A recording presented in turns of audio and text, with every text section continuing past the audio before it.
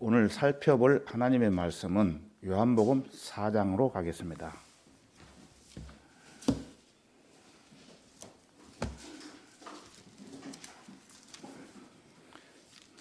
요한복음 4장 43절부터 54절까지 오늘 살펴볼 건데요. 우선 요한복음 4장 49절에서 59절을 보겠습니다. 먼저 49절에서 50절을 먼저 보겠습니다. 49절 그 기족이 주께 말씀드리기를 주여 내 어린 아이가 죽기 전에 내려오소서라고 하니 50절 예수께서 그에게 말씀하시기를 가라 내 아들이 살아났느니라고 하시니 그 사람이 예수께서 자기에게 하신 말씀을 믿고 자기 길을 가니라. 다 같이 기도드리겠습니다. 거룩하시고 사랑과 은혜가 충만하신 주 하나님 아버지, 오늘도 변함없이 저희들을 한자리에 모여 감사와 찬송과 영광을 돌려드릴 수 있도록 인도해 주신 그 크신 은혜를 참으로 감사드립니다. 이 귀한 시간에 부족한 종이 하나님의 말씀을 대언하기 위해 이 자리에 섰습니다. 지혜의 근본이신 주님께서 이로부터 내려오는 그 크신 놀라운 지혜와 총명을 우리 모두에게 허락해 주시고 이 험악한 세상을 살아가는 동안 진리의 말씀으로 위로를 받고 하나님의 뜻에 따라 부족함이 없도록 선하게 인도해 주시기를 원합니다. 이 시간 처음 시간이 오매 마치는 시간까지 악한 마귀 틈타지 못하도록 주 성령님께 의탁합니다. 언제나 저희들을 사랑하시고 보살펴 주시는 주 예수 그리스도의 이름으로 기도드렸습니다. 아멘.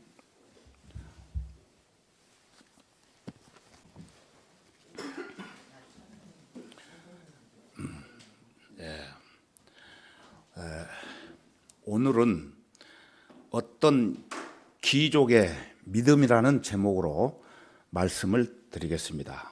어떤 귀족의 믿음. 오늘 본문 말씀은 예수 그리스도께서 요한복음에서만 7번의 기적이 나타나는데 그 중에서 두 번째 행하신 공개적인 기적입니다. 첫 번째 기적은 여러분들이 보신 바와 같이 요한복음 2장에 나오는 카나의 혼인잔치에서 물로 포도주를 만드셨죠. 그 후에 4장에서 어떤 사마리아 여인이 야곱의 우물이라고 하는 그곳에 물을 길러 왔었는데 예수께서 그 여인에게 말씀하시기를 내가 주는 물을 마시는 사람은 누구든지 영원히 목마르지 아니하리라 이렇게 말씀하시므로 그 여인이 주여 그 물을 나에게도 주셔서 내가 목마르지도 아니하고 여기에 물을 길르러 오지도 않도록 하옵소서 이렇게 말을 함으로 인해 예수께서 그녀에게 말씀하시기를 너와 말하고 있는 내가 그니라 하셨던 것입니다. 그래서 그 여인은 영적인 영원한 생명수를 주시는 예수님을 만나서 구원을 받고 자기가 살고 있는 동네 아는 사람들에게 가서 예수님을 소개함으로 그 많은 사람들이 구원을 받고 그 사람들이 예수님께 말씀드리기를 이 동네에서 더 머물고 가십시오라고 하는 부탁함을 듣고 예수께서 그 동네에서 이틀을 머무셨습니다. 그래서 그 이틀을 머무신 후에 그곳을 떠나게 되는데 갈릴리로 가셨다는 내용이 우리 4장 43절에 기록되어 있습니다. 4장 33절을 보시겠습니다.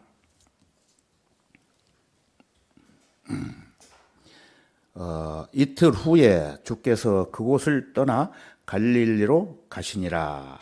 예, 이틀 후에 주께서 그곳을 떠나 갈릴리로 가시니라. 예, 우리가 앞에서 본 바와 같이 이틀은 2000년간의 교회 시대임을 우리가 공부를 했죠. 예, 여기 43절에서 그리스도께서는 이틀 후에, 즉 교회 시대가 끝난 후에 갈릴리로 가신다는 뜻이 되겠습니다. 그래서 갈릴리라면은 예수 그리스도의 고향이죠. 여러분들도 다 고향 있으시죠?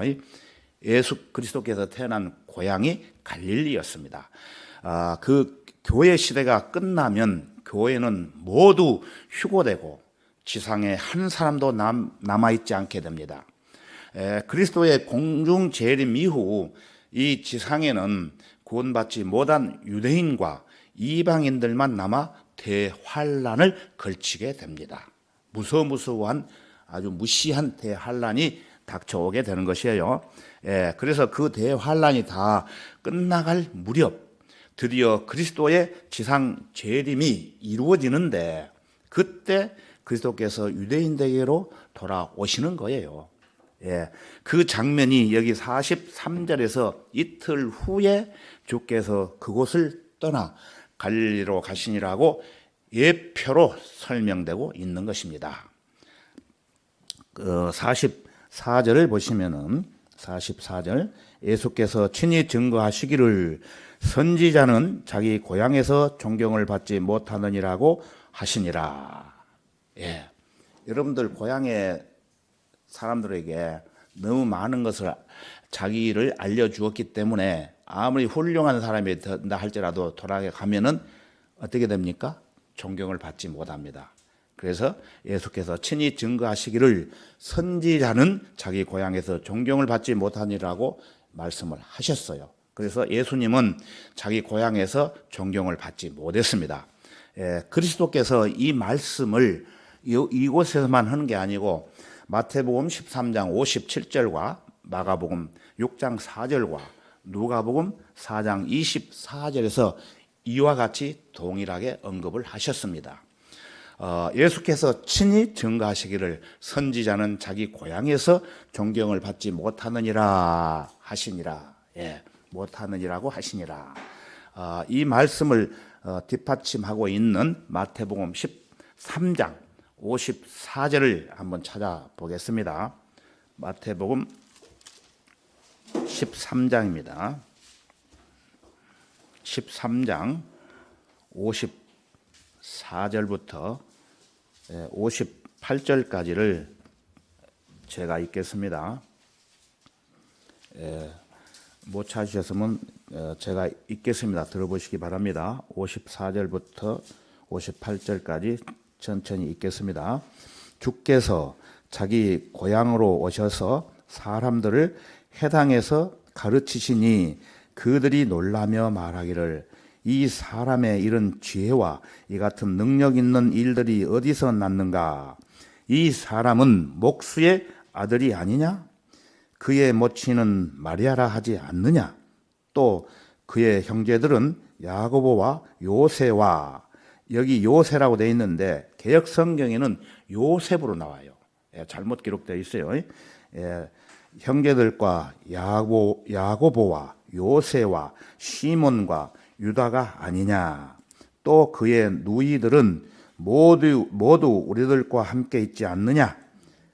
그렇다면 이 사람의 이 모든 것이 어디서 난 것이냐고 하면서 그들이 주로 인하여 실족하더라. 예수님이 고향에서 형편없는 목수의 아들이었는데 능력을 행하니까 이 사람들이 실족을 행하더라. 그 말씀이에요. 그러나 예수께서 그들에게 말씀하시기를 선지자가 자기 고향과 자기 집을 제하고는 존경받지 못하는 일이 없느니라고 하시더라. 그리고 그들이 믿지 아니하므로 거기서는 많은 능력 있는 일들을 행치 아니하시니라. 제가 부연 설명을 좀 해드린다면은 예수님께서는 자기 고향에서 자기 친척과 심지어는 자기 집에서도 존경을 받지 못하셨지만, 그러나 유대인 회당에서 가르칠 때가 있으셨는데 그때 많은 사람들이 듣고 놀라며 말하기를 예수님의 지혜와 능력이 어디서 났는가라고 말할 정도로 크게 놀랬던 것입니다.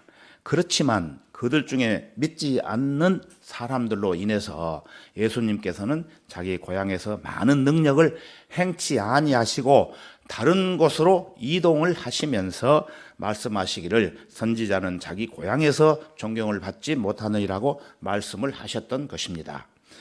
그러나 오늘 본문 말씀 요한복음 4장 45절로 가서 보시면은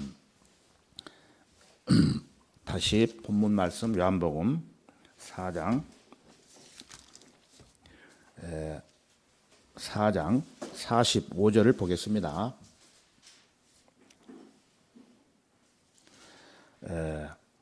45절 그때 주께서 갈릴리에 오시니 갈릴리 사람들이 주를 영접하더라. 이는 명절 때 그들도 명절을 지키러 예루살렘에 가서 주께서 행하신 모든 일들을 보았기 때문이라.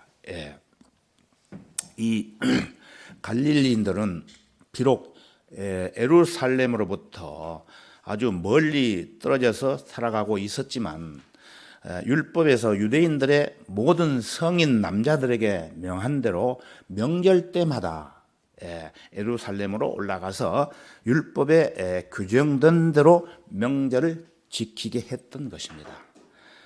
그래서 갈릴리인들은 예루살렘에 올라가서 주께서 유월절 기간 동안에 행하신, 예수님께서도 유월절에 올라가셨죠. 행하신 기적들을 보았기 때문에 주님을 반갑게 영접했던 것입니다. 그러나 사마리아인들은 그 어떤 기적도 보지 않았지만 오직 말씀만 듣고서 그리스도를 믿었던 것입니다. 그래서 믿음은 들음에서 나오며 들음은 하나님의 말씀에 의해서니라. 로마서 10장 17절에서 말씀을 하셨지요. 이 말씀 외우고 계십니까? 나중에 시험 보겠습니다. 요한복음 20장에 가서 보면은 예수님께서 의심 많은 제자 도마에게 내가 나를 보았으므로 믿는구나, 보지 않고 믿는 자들은 복이 있도다라고 말씀을 하셨습니다. 보고 믿는 것보다 보지 않고 믿는 것이 복이 있다라고 하신 말씀입니다. 따라서 기적들을 보고 예수님을 믿었던 갈릴리인들의 믿음은 그 어떤 기적도 보지 않고 믿었던 사마리아인들의 믿음만큼 그렇게 고귀한 믿음이 아니었습니다. 이와 같이 유대인들은 사마리아인들처럼 말씀을 들어서 믿었던 게 아니라 기적을 보았기 때문이지만, 어쨌든 그리스도께서 고향에 귀환하시는 그때 사람들의 태도는 누가복음 4장에서 말씀하시는 내용과 같지 않고 그들은 주를 진심으로 영접했던 것입니다. 물론 그 이유는 앞에서 말씀드린 바와 같이 예루살렘에 가서 주께서 행하신 모든 일들, 특히 기적을 보았기 때문이었습니다. 이제 교회 시대가 지나가고 대환란이 끝나면 이런 일이 또 한 번 있게 될 것입니다. 그때 대환란을 겪고 살아남은 유대인들은 왕으로 오시는 예수 그리스도를 영접하게 될 것입니다. 자, 46절에서 47절을 보겠습니다. 46절에서 47절 보겠습니다. 그 후에 예수께서 다시 갈릴리 카나에 오시니 그것은 물로 포도주를 만드신 곳이더라. 그곳에는 어떤 귀족이 있었는데 그의 아들이 카퍼나움에서 병이 들었더라. 그가 예수께서 유대에서 갈릴리로 오셨다는 말을 듣고 주께로 가서 간청하기를 주께서 내려오셔서 자기 아들을 고쳐달라고 하니 이는 그 아들이 거의 죽게 되었기 때문이더라. 그래서 예수께서 다시 갈릴리 카나에 오셨다는 것은 두 번째 카나에 오셨다는 것이죠. 그 전에 먼저 갈릴리로 오셔서 카나에서 아까 말씀드린 대로 물로 포도주를 만드신 곳이더라, 이렇게 설명을 여기서도 하고 계십니다. 거기에는 예수께서 두 번째 기적을 행하시는데 그 카나에서 그 기적의 대상은 실제로 카나 사람이 아니라 가퍼나움에 사는 어떤 귀족이었던 것입니다. 여기 어떤 귀족이라고 나오죠. 가퍼나움은 이스라엘의 지파 중에서 납달리 지파의 성읍으로 유명한 요단 강가에 자리 잡고 있었습니다.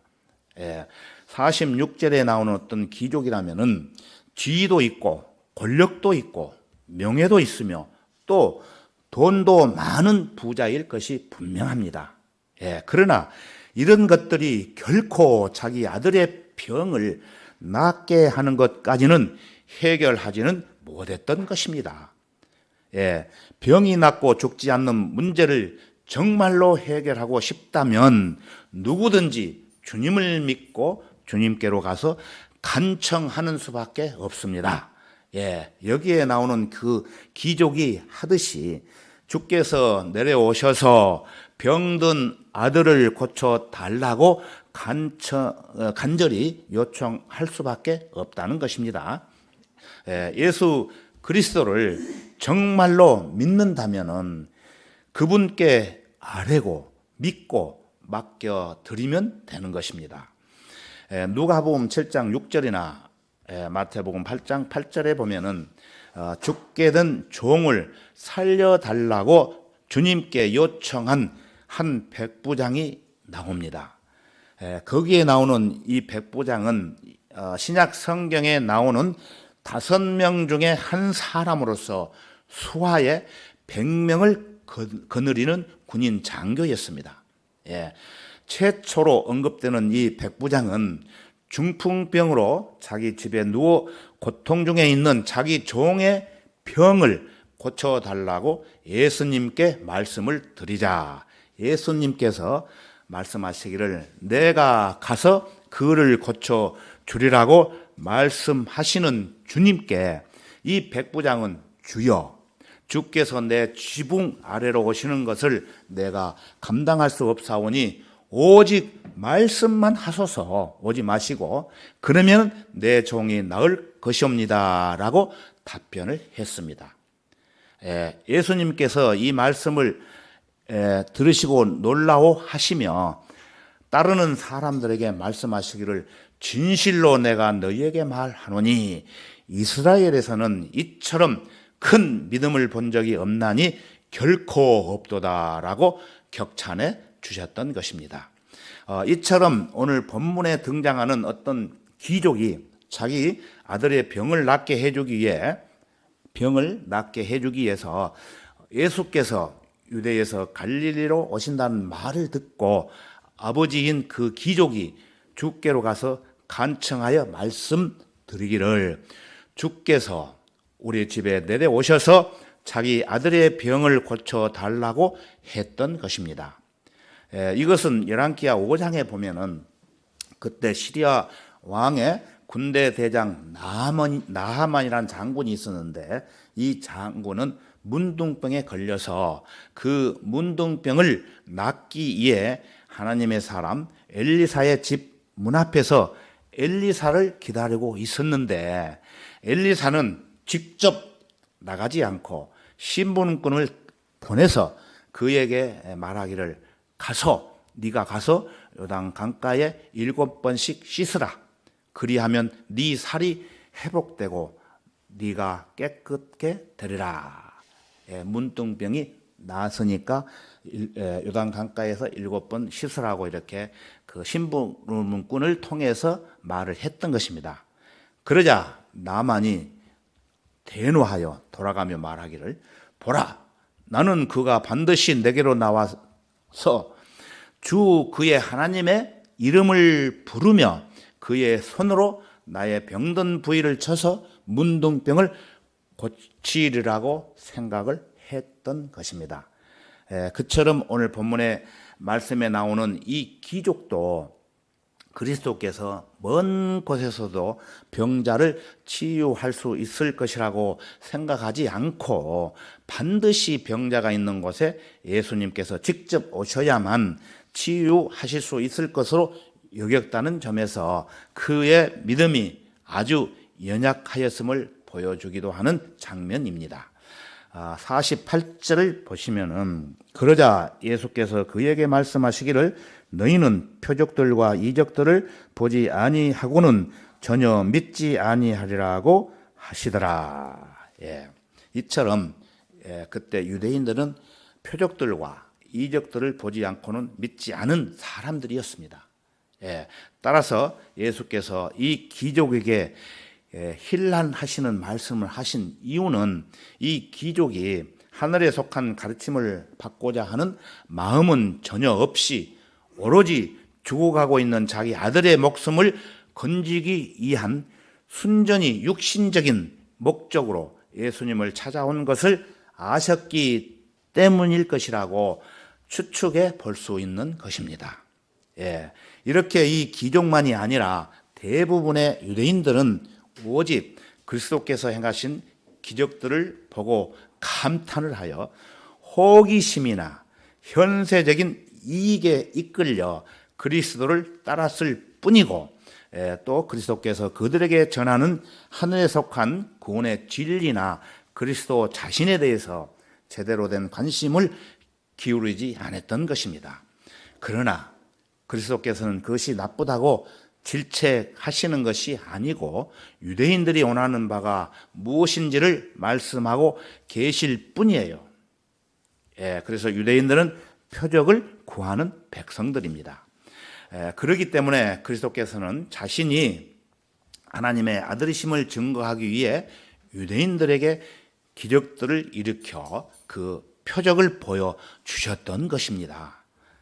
자, 49절에서 50절을 다시 한번 읽어보겠습니다. 그 귀족이 주께 말씀드리기를 주여 내 어린 아이가 죽기 전에 내려오소서라고 하니 예수께서 그에게 말씀하시기를 가라 내 아들이 살아났느니라고 하시니 그 사람이 예수께서 자기에게 하신 말씀을 믿고 자기 길을 가니라. 이 귀족의 믿음은 너무나 연약한 나머지 주님께서 직접 그 자리에 있으셔야 자기 아들이 살게 될 것처럼 국한시켰던 것입니다. 그러나 주님께서는 자기가 꼭 그 자리에 있어야 아들이 나을 것이라고 생각했던 이 귀족의 연약한 믿음을 좀 더 견고한 믿음으로 세워주시기 위해 그의 아들의 병들어 있는 곳으로 내려가지 않으시고 단지 말씀만으로 아들의 병을 고쳐주셨습니다.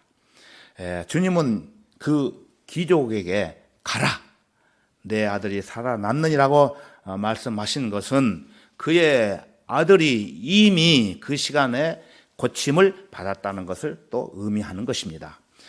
이 귀족의 믿음이 마태복음 8장에 나오는 백부장의 믿음만큼 큰 믿음은 비록 아니었으나 사실 이만한 믿음만 되어도 결코 작은 믿음은 아니었습니다.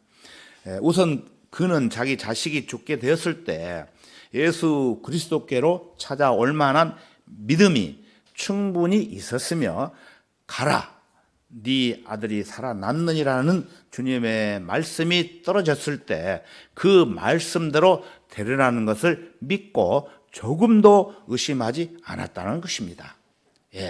자, 51절에서 53절을 보시겠습니다. 그가 내려가고 있을 때 그의 종들이 그를 만나 소식을 전하여 말하기를 주인님 아들이 살아났나이다 라고 하니 그가 몇 시쯤에 그 아이가 낳았느냐고 물으니 그들이 어제 제7시에 열이 떨어졌나이다 라고 말하더라.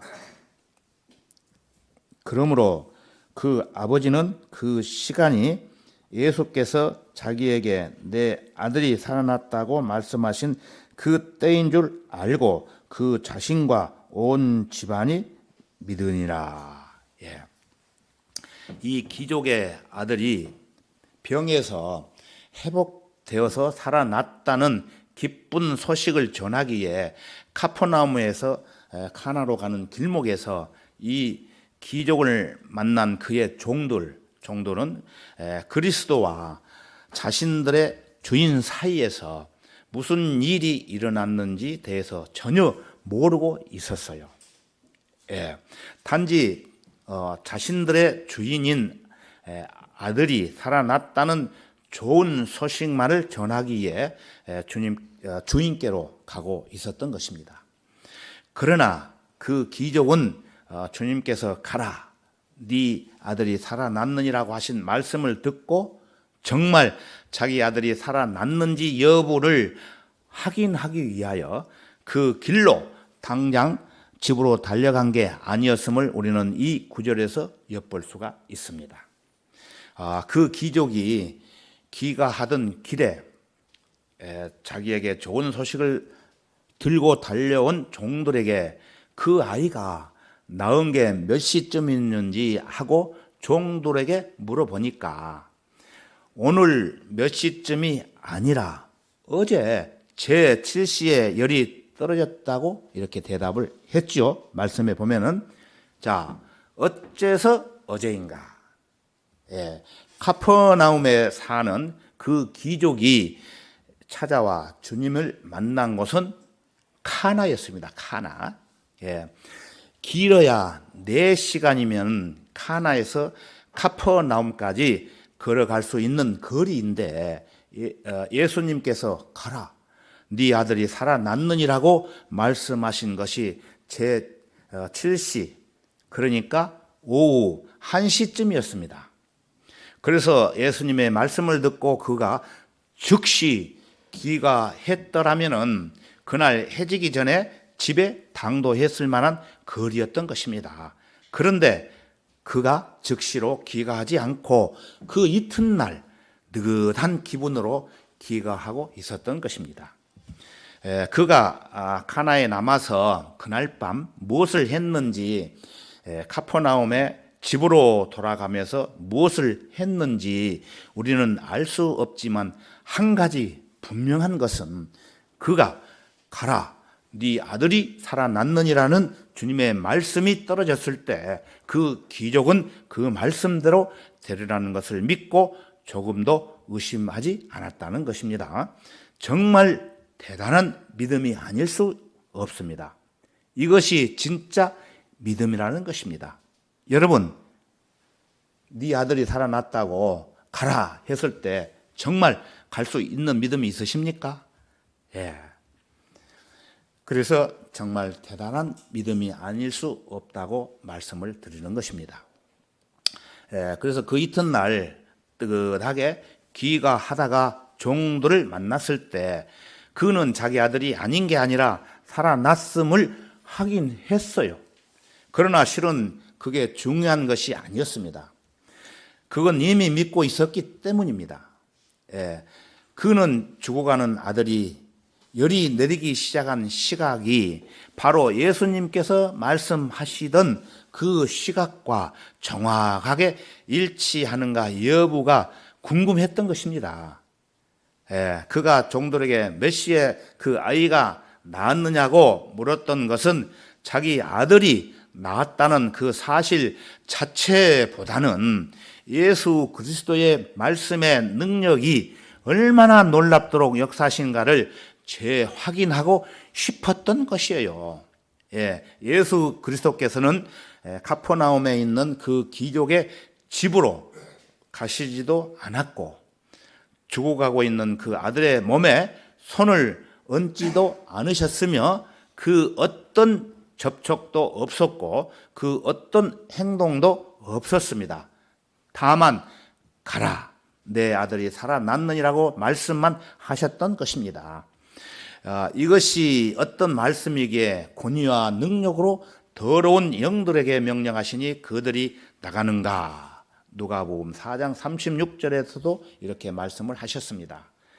하나님께서 그렇다고 말씀하시면 그런 것이고, 하나님께서 그렇지 않다고 말씀하시면은 그렇지 않는 것입니다.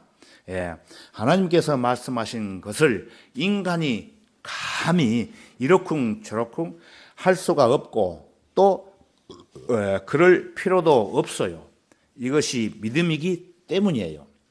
하나님의 말씀을 믿는 데서 믿음의 능력이 나오는 것입니다. 지난날 신실한 주님의 일꾼들이 믿음의 능력을 발휘한 사례들을 수없이 많이 나타나는 것을 보았습니다. 그 한 예를 제가 말씀을 드리면은, 빌리 브레이 목사는 자기 딸이 병들어 죽게 되었을 때 딸을 병원에 입원시키려고 데리고 가서 보니까 자기 수중에 가진 돈이라고는 단돈 그 당시 17센트밖에 없을 정도로 가난했다고 합니다. 담당 의사를 만나 잘 얘기해서 딸의 입원 수속을 밟으려고 했지만 돈이 없어서 여의치가 않았어요. 그러나 거의 죽어가고 있는 딸을 데리고 그냥 발길을 돌릴 수가 없어서 그는 딸을 아는 채 병원 복도에 끌어앉아 하나님께 기도를 드렸답니다. 지금 주님, 제 딸이 죽어가고 있습니다. 저는 이대로 딸의 시체를 안고 그냥 집으로 돌아가 내 아내를 볼 면목이 없습니다. 그러나 저는 주께서 지금 우리를 굽어 살펴보시고 필요한 만큼 도와주시고 계시기 때문에 당장 내 딸을 살려주시라는 것을 조금도 의심치 않습니다. 이제 주님만 믿고 우리 부녀가 여기서 일어나 걸어가렵니다. 그리고 모든 사람들에게 주님의 영광을 증거하겠습니다. 주님 영광 받으십시오. 아멘. 이렇게 기도를 드리고 나서 그는 딸에게 이렇게 말을 했답니다. 얘야, 이제 네 죽을 병이 다 나았다. 일어나 집으로 가자구나. 그러자 그의 딸은 기적같이 그 자리에서 벌떡 일어나게 되었고, 빌리 브레이 목사는 그때 딸과 함께 주님께 감사 기도하며 병원에서 걸어 나올 수 있었다고 합니다. 우리도 이와 같이 참으로 진정한 믿음을 소유해야 되는 것입니다. 우리 하나님께서는 우리 믿음의 역사를 능력으로 이루어 주신다고 성경은 말씀을 하고 있습니다. 우리 다 같이 데살로니가 후서 1장을 찾아보겠습니다. 데살로니가 후서 1장 11절입니다. 데살로니가 후서 1장 11절입니다.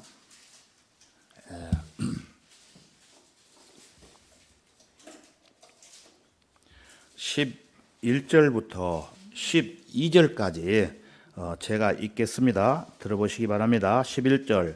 이러므로 우리가 너희를 위하여 항상 기도하는 것도 우리 하나님께서 너희를 그의 부르심에 합당하게 여기시고 그의 온갖 기뻐하시는 선하신 뜻과 믿음의 역사를 능력으로 이루시사. 12절. 우리 하나님과 주 예수 그리스도의 은혜를 따라 우리 주 예수 그리스도의 이름이 너희 가운데서 영광을 받으시고 너희도 그 안에서 영광을 받게 하려 함이니라.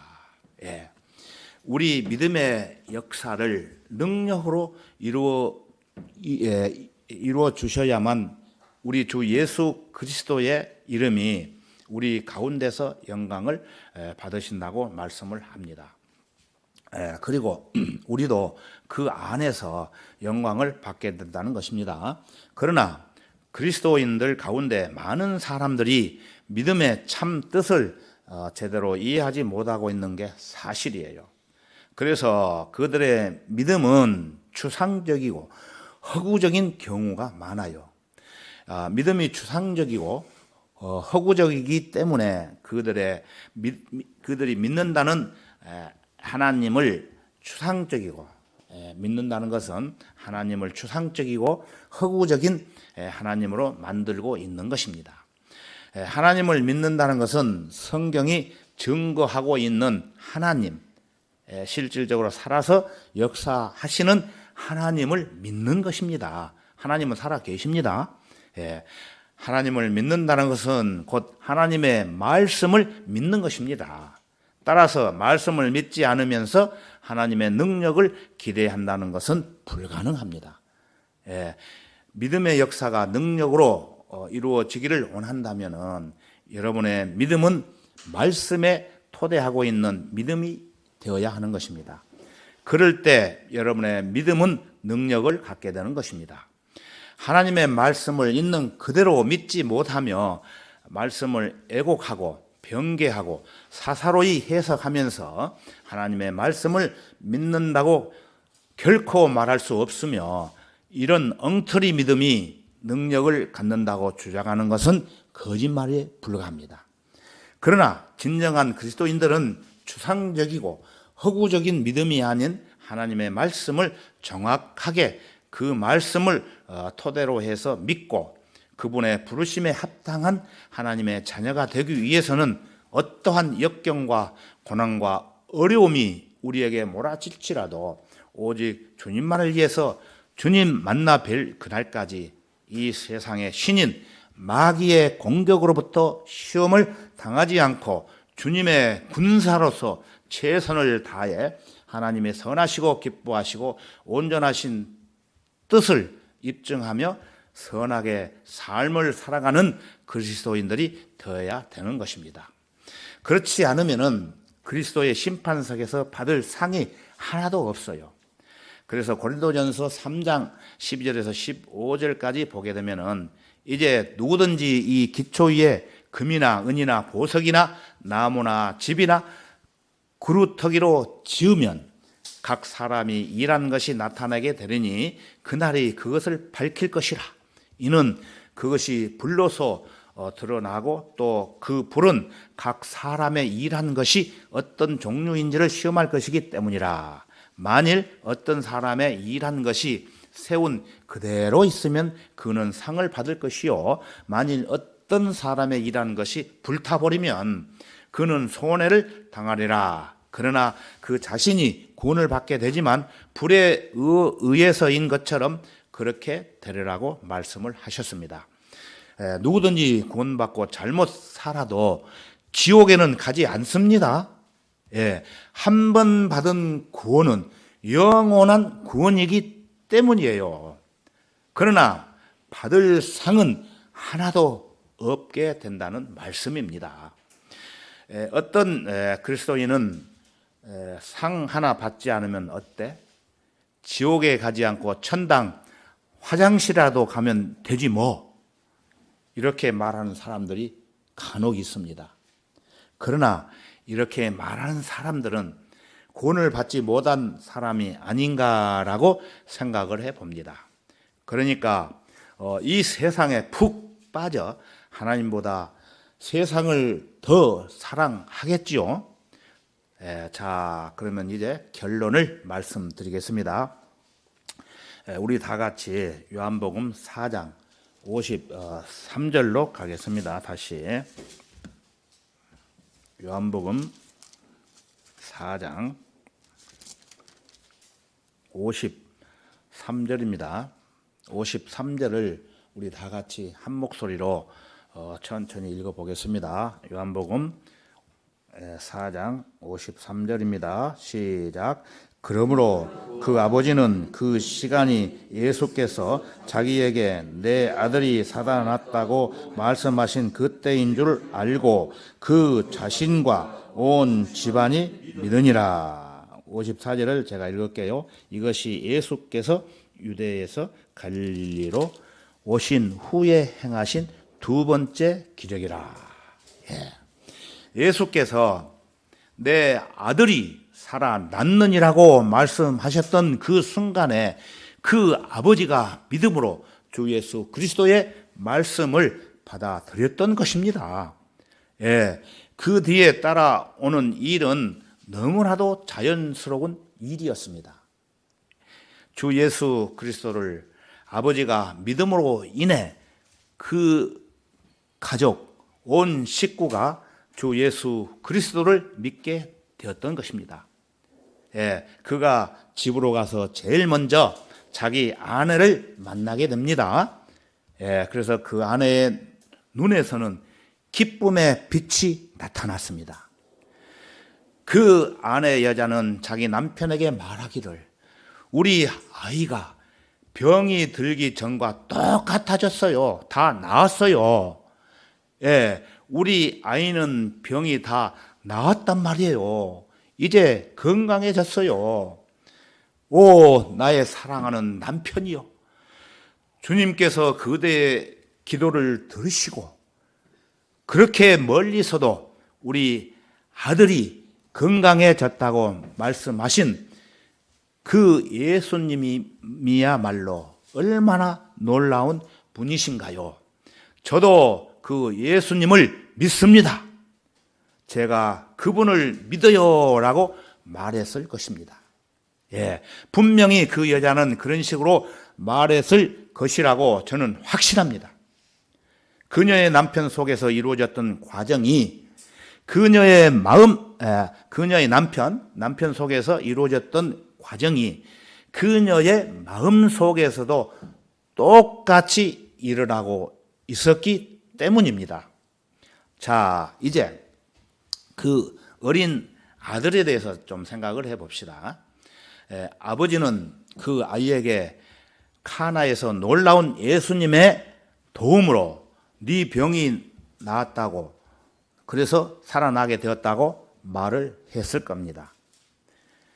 그 말을 듣게 된 어린아이는 아버지, 나도 예수님을 믿을게요. 그분은 하나님의 아들입니다 라고 울부짖었을 것입니다. 아무도 그 사랑하는 자식의 믿음을 의심하지 않았던 것입니다. 그가 치료를 받지 못할 만큼 너무 어리지도 않았습니다. 또한 믿지 못할 만큼 너무 어리지도 않았습니다. 그 아이는 특별한 체험을 했던 것입니다. 그 아버지와 어머니의 체험보다 더 직접적으로 체험을 통해 예수님의 능력을 느꼈던 것입니다. 그 아이가. 이처럼 아버지는 자기 혼자만 믿는 것이 아니고 자기 아내와 자녀도 그 믿음을 고백하고 있었으니 얼마나 기뻤겠습니까, 여러분? 그렇지 않겠습니까, 여러분이면은? 그리고 그 옆에서 그동안 지켜보고 있었던 누가 있었죠? 종들이 있었습니다. 그 종들도 주인님, 우리도 예수님을 믿을 수밖에 없어요. 우리는 주인님의 사랑하는 아들을 지금까지 지켜보았고 그가 회복되는 것을 눈으로 직접 확인했으며 그를 치료하는 예수님의 능력을 보았어요 라고 외쳤던 것입니다. 이제 그 어린 아이만 치료받은 것이 아니라 그 온 집안 식구들은 물론이요, 그의 종들까지도 예수님을 믿고 말씀의 능력을 신뢰함으로써 구원을 받는 하나님의 놀라운 역사가 있었던 것입니다. 그래서 사도행전 16장에 가서 보면은 주 예수 그리스도를 믿으라. 그리하면 너와 내 집안이 구원을 받으리라고 하신 이 말씀의 약속에 따라 오늘 본문 말씀에 나오는 어떤 기족의 가정에 어린 아이로부터 종들까지 모두 구원을 받게 되는 약속을 받았던 것입니다. 이제 이 기적으로 살아난 이 어린아이는 자기 건강을 위해 자기 스스로 몸에 필요한 음식을 잘 챙겨 먹어야 아프지 않고 잘 살 수 있겠지요. 살아났기 때문에. 이와 같이 구원받은 그리스도인들은 육신의 음식도 필요하지만 영적인 음식이 더 필요합니다. 영적인 음식을 먹어야 되겠지요. 그래서 이 세상을 살아가는 동안 우리가 먹고 살아갈 수 있는 하나님의 말씀의 빵과 말씀의 사과, 말씀의 꿀, 말씀의 고기, 말씀의 젖, 그리고 말씀의 물을 풍성하게 차려서 제공해 주시고 계십니다. 우리의 삶은 말씀의 잔치상이 차려지는 끊임없는 축제라고 해도 과언이 아닙니다. 그런데 음식을 차려놔도 못 먹는 사람이 있어요. 왜 그럴까요? 소화력이 약한 사람이겠지요. 말씀도 마찬가지예요. 모든 말씀을 잘 소화시키려면 믿어야 합니다. 믿음은 말씀의 소화제인 것입니다.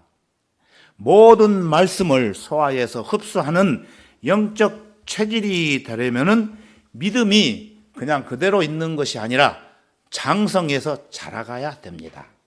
어린아이가 태어나가지고 듣기는 많이 듣는데 그러므로 머리가 많이 커지겠죠. 그에 따라서 몸도 같이 커져야 되는데 머리만 커지고 몸은 안 커지면 어떻게 됐어요? 가분수예요. 정상이 아니에요. 그와 우리 그리스도인들도 믿음을 가지고 있는 사람들은 그 믿음이 장성을 하려면 하나님의 말씀을 믿어야 되는 거 있고 말씀을 읽어야 되는 겁니다. 그런데 믿음은 그 하나님의 말씀을 통해서만 자라난다고 하셨습니다. 지난주에 로마서 10장 17절 말씀을 보셨죠. 모두 외워야 한다고 말씀드렸는데 시험 보겠습니다. 외우시겠습니까? 누가 대표를 한번 외워보세요. 우리 이영분 자매님 저를 안 쳐다보는데 안 시킬게요. 걱정 마세요. 아까 제가 말씀드렸죠. 우리 한번 다 같이 한번 외워볼까요? 시작. 그러므로 믿음은 들음에서 나오며 들음은 하나님의 말씀에 의해서니라. 근데 안 외우신 분들 계셔요. 다음에 꼭 외워가지고 오십시오. 굉장히 중요한 말씀이에요. 말하자면 말씀을 믿기 시작할 때 믿음이 자라기 시작하고 성경을 믿고 체계적으로 공부할 때 믿음이 계속 자라나는 것입니다. 여러분, 어머니 뱃속에서 갓 태어나면은 엄마의 젖을 먹고 자라게 되듯이 이제 우리도 영적으로 갓 태어난 새 신자들도 마찬가지로 또 구원을 받은 사람 보면은 30년, 40년이 되어도 말씀을 잘 모르는 사람들이 많이 있어요. 우리가 영적으로 자라나기 위해서는 영적인 음식을 먹어야 성장할 수가 있는 것입니다. 자, 그러면은 영적인 음식은 무엇일까요? 다시 묻겠습니다. 그것은 하나님의 말씀인 신구약 성경 몇 권이죠? 66권. 그 66권 중에서 하루에 못 읽어도 5장 이상은 여러분들 꼭 읽어 보시기 바랍니다. 숙제를 또 내드리겠습니다. 꼭 5장 이상을 꼭 읽어 보십시오. 그래야 영적인 음식을 먹고 성장할 수가 있는 것입니다. 우리 모두 다 함께 이제 지금부터라도 하나님의 말씀에 사로잡혀 성경을 읽고 성경을 묵상하는 성도들이 되었으면 합니다. 오늘은 여기까지 하겠습니다. 다 같이 기도드리겠습니다.